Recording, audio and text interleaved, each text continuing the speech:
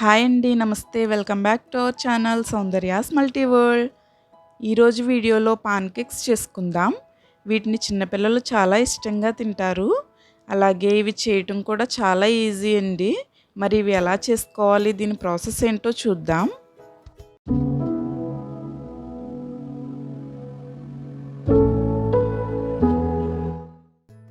First ఈ రెసిపీకి కావాల్సిన ingredients చూద్దాం.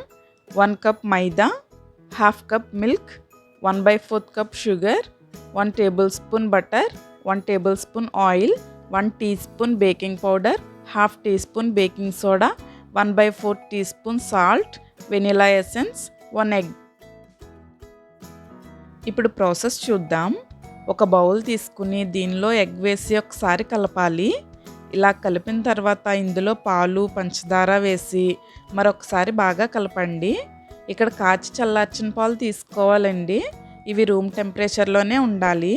ఎందుకంటే ఇందులో మనం ఎగ్ వేసాం కదా, పాలు వేడిగా ఉంటే ఎగ్ అనేది కాస్త బాయిల్ అయినట్టుగా అవుతుంది. కాబట్టి పాలు కంపల్సరీ రూమ్ టెంపరేచర్లోనే ఉండాలి. ఇప్పుడు ఇందులో బటర్, ఆయిల్, వెనిలా ఎసెన్స్ వేసి షుగర్ కరిగేంత వరకు బాగా కలపాలి. బటర్ ఆప్షనల్ అండి.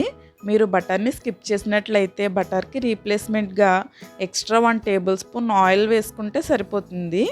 ఇలా షుగర్ కరిగిన తర్వాత ఇప్పుడు ఇందులో maida, baking powder, baking soda, salt వేసి జల్లించాలి. ఇలా జల్లించడం వల్ల పిండి ఉండలు లేకుండా త్వరగా కలుస్తుంది. అంతేకాదండి, వీటిలో ఏమైనా వేస్ట్ అనేది ఉంటే వచ్చేస్తాయి. ఇవన్నీ వేసిన తర్వాత దీన్ని అస్సలు ఉండలు లేకుండా బాగా కలపాలి. మీరు ఇందులో ఎక్స్ట్రా మిల్క్ కానీ వాటర్ కానీ ఏమీ వేయాల్సిన అవసరం లేదండి. నేను చెప్పిన క్వాంటిటీస్లో తీసుకుంటే అన్నీ కరెక్ట్గా సరిపోతాయి. చూసారు కదా, బ్యాటర్ ఉండలనేవి లేకుండా ఇలా స్మూత్గా అయ్యేంత వరకు బాగా కలపాలి. ఇప్పుడు పాన్కేక్స్ అన్నీ ఒకే సైజులో రావటానికి మీరు ఇలాంటి ఏదైనా మెజరింగ్ కప్ కానీ చిన్న గరిటె కానీ తీసుకుంటే వేసేటప్పుడు అన్నీ ఒకే సైజులో వస్తాయి. ఇప్పుడు స్టవ్ ఆన్ చేసి పాన్ పెట్టి మంటని లో టు మీడియం ఫ్లేమ్లో పెట్టి టిష్యూతో కానీ చిన్న క్లాత్తో కానీ ఆయిల్ని పాన్కి ఇలా స్ప్రెడ్ చేయండి. ఇప్పుడు బ్యాటర్ని స్లోగా ఈ విధంగా వేయాలి. ఇది 1 మినిట్ తర్వాత ఇలా ఇక్కడ వీడియోలో చూపించే విధంగా బబుల్స్ రావడం స్టార్ట్ అవుతుంది. ఇలా బబుల్స్ అన్నీ వచ్చి అవి ఆగిపోయిన తర్వాత ఇప్పుడు వీటిని రెండో వైపు టర్న్ చేసి 1 మినిట్ ఉంచి తీసేస్తే సరిపోతుంది. ఇవి పర్ఫెక్ట్గా కుక్ అవుతాయి. ఇప్పుడు బ్యాటర్ మొత్తాన్ని ఇదే విధంగా వేసుకోవాలి.